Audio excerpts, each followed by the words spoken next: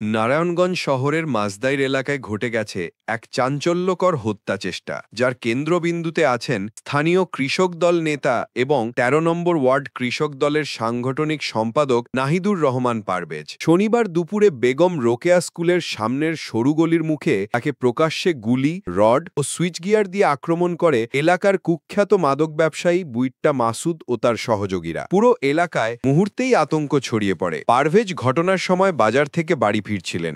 বেগম রোকেয়া স্কুলের সামনে দাঁড়িয়ে তিনি পাশের একজনকে লক্ষ্য করছিলেন। ঠিক তখনই সেখানে আসে বুইট্টা মাসুদ। পারভেজকে কাউকে তাকিয়ে থাকতে দেখে মাসুদ ক্ষিপ্ত হয়ে প্রশ্ন করে, তাকিয়ে রয়েছে কেন? কথা বলার সুযোগ না দিয়েই মাসুদ কোমর থেকে একটি আগ্নেয়াস্ত্র বের করে পারভেজকে লক্ষ্য করে গুলি ছোড়ে। তারপর উচ্চ স্বরে চিৎকার করে বলতে থাকে, তুই কে? কেন আমাদের দিকে তাকিয়ে আছিস? গুলির পর পরিস্থিতি আরো ভয়াবহ রূপ নেয়। মাসুদের সহযোগী রিপন দ্রুত এগিয়ে এসে পারভেজের হাতে সুইচ গিয়ার দিয়ে কোপ মারে। একই সময় আরেক সহযোগী জাহিদ লোহার রড দিয়ে মাথায় আঘাত করে। ইতোমধ্যে মাসুদ দ্বিতীয়বারের মতো গুলি ছোড়ে। একাধিকবার গুলি ও ধারালো অস্ত্রের আঘাতে আহত পারভেজ প্রাণ নিয়ে দৌড়ে পালিয়ে যেতে সক্ষম হন। তার রক্তাক্ত অবস্থা দেখে আশপাশের লোকজন আতঙ্কে ছুটে আসে। স্থানীয়রা দ্রুত তাকে উদ্ধার করে নারায়ণগঞ্জ ৩০০ শয্যা হাসপাতালে নিয়ে যায়। সেখানে তার প্রাথমিক চিকিৎসার পর চিকিৎসকরা উন্নত চিকিৎসার প্রয়োজনীয়তা বোধ করেন এবং তাকে ঢাকা মেডিকেল কলেজ হাসপাতালে পাঠানো হয়। চিকিৎসাধীন অবস্থায় পারভেজ জানান, বুইট্টা মাসুদ তার এলাকায় দীর্ঘদিন ধরে মাদক ব্যবসা করে আসছে। রাবেয়া বেগম স্কুলের বিপরীত পাশের গলিই তাদের প্রধান আড্ডা ও মাদক লেনদেনের স্থান। মাসুদ ও তার সহযোগীরা ধারণা করেছিল পারভেজ হয়তো তাদের মাদক ব্যবসার উপর নজরদারি করছে বা তথ্য সংগ্রহ করছে। এই ভুল সন্দেহ থেকেই তারা পরিকল্পিতভাবে তাকে হত্যার চেষ্টা করে বলে পারভেজের দাবি। পারভেজের মা মোকারেমা বেগম গভীর ক্ষোভ ও অসহায়ত্ব প্রকাশ করে বলেন, তারা আমার ছেলেকে মেরে ফেলতে চেয়েছিল। আল্লাহর রহমতে সে বেঁচে আছে। আমি এই ঘটনার বিচার চাই। এদের অত্যাচার থেকে এলাকাবাসীও রেহাই পাচ্ছে না। স্থানীয় সূত্রগুলো বলছে,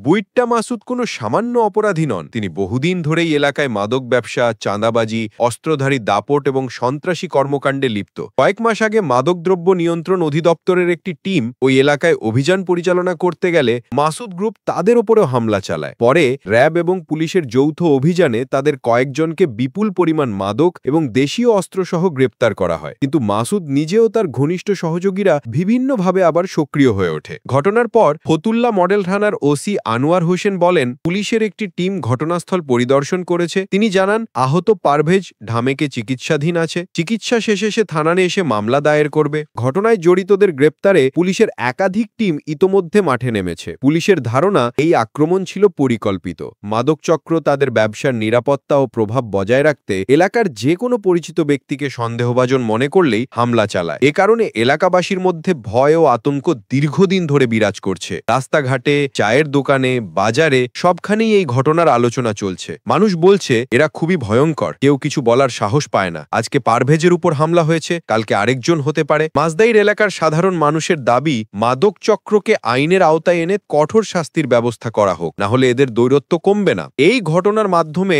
আবারও সামনে এসে দাঁড়িয়েছে মাদক ব্যবসায়ী চক্রের প্রকাশ্য ত্রাস, অস্ত্রের দাপট এবং রাজনৈতিকভাবে সম্পৃক্ত বা পরিচিত ব্যক্তিদের উপর হামলা চালানোর সাহস। আইন শৃঙ্খলা বাহিনীর দ্রুত পদক্ষেপ না হলে পরিস্থিতি আরও অবনতি হতে পারে বলে সাধারণ মানুষ মনে করছে।